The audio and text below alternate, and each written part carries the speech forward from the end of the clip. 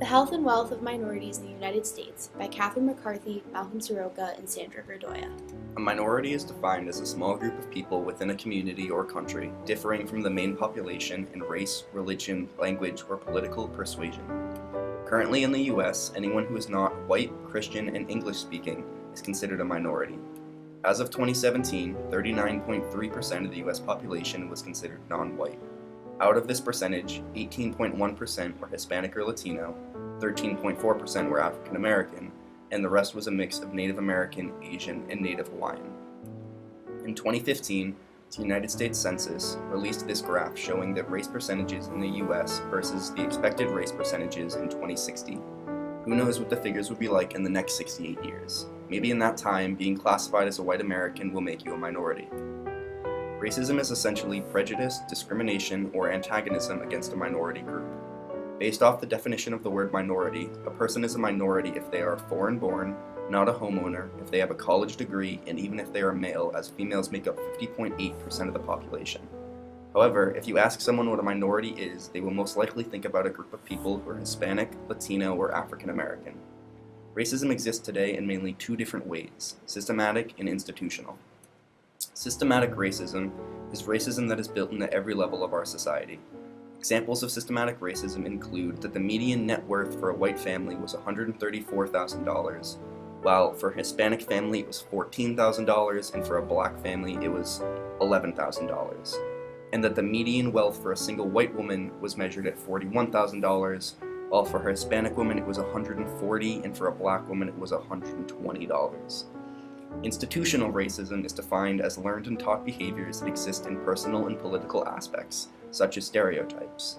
These are things such as store owners thinking that African American people are more likely to steal, people thinking that Asians are smarter, or that a Hispanic person might be in this country illegally.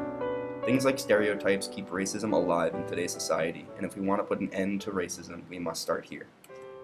A good education is crucial in today's world, and in 2011 and 2012, the United States had a record high average graduation rate of 80%. Yet the graduation rate of African American students was only 69%, Hispanics were 78%, and the graduation rate of whites was overwhelmingly higher at 86%. The difference in graduation is even more predominant in adults over the age of 25 with a college degree. Only 14% of Hispanics had a college degree, 19.9% of Black Americans, and 34% of white Americans over the age of 25 had at least a college degree. It's no secret that the more education someone has, the more money that they make. USA Today writes that college graduates on average earn 56% more than high school grads in 2015. The minorities are far less likely to receive higher education, which then correlates to them having higher unemployment rates and making far less money.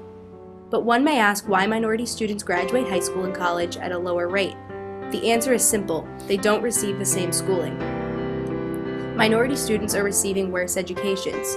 Wealthy school districts spend 10 times more than the poorest 10% of school districts, and 2/3 of minority students attend schools that are predominantly minority and are predominantly with low income and other poor students.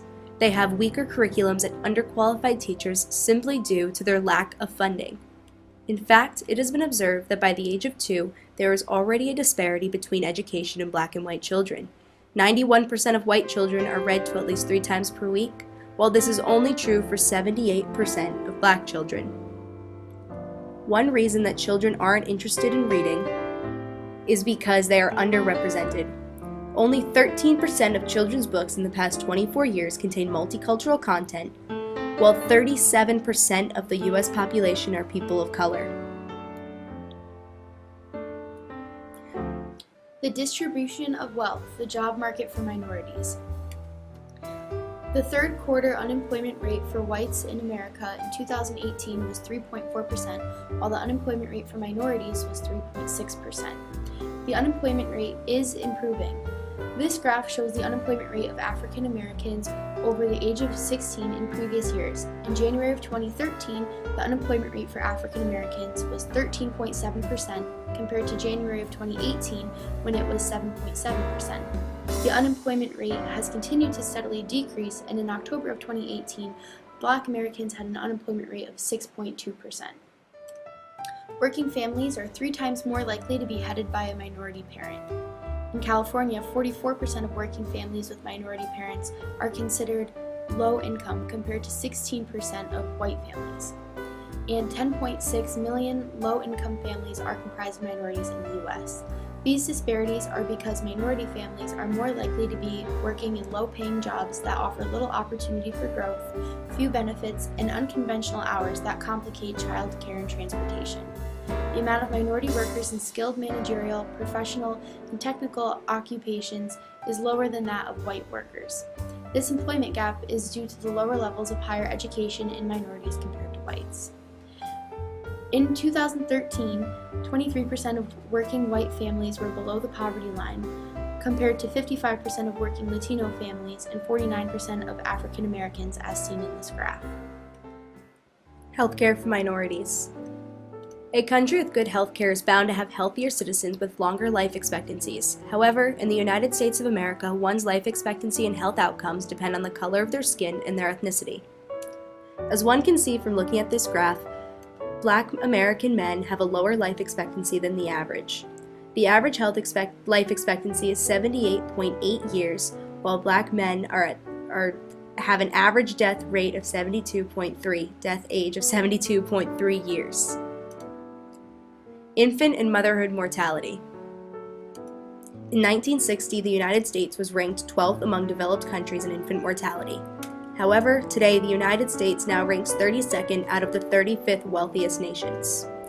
Black infants in America are now more than twice as likely to die as white infants, 11.3 per 1,000 black babies compared to 4.9 per 1,000 white babies. A disparity like this hasn't been seen since 1850. Systematic racism is rooted in our healthcare system. Black women are often ignored and mistreated, told that they have overreacted, which then leads to many complications and near-death experiences. Above is a picture of Dr. Amber Robbins, who spoke about what it's like being a minority doctor. She is a part of only 6% of minorities working in medicine, yet researchers have found that patients seek out doctors of their own race because of personal preferences, thus leading to less minorities reaching out when they are in need of medical intervention. How will this change the blending of America?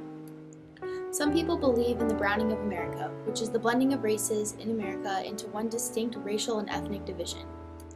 Multiracial populations are expected to grow the most within the next 40 years, and it is projected that by 2045, today's minorities will make up 49.4% of the U.S. population.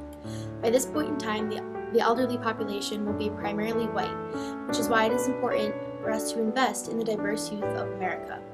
This graph shows the difference between whites and minorities in the U.S. population in past years and makes predictions for the future population. As you can see, minorities are starting to account for more and more of the U.S. population, and it is expected that by 2050, minorities will surpass whites, making them the minority. Thank you.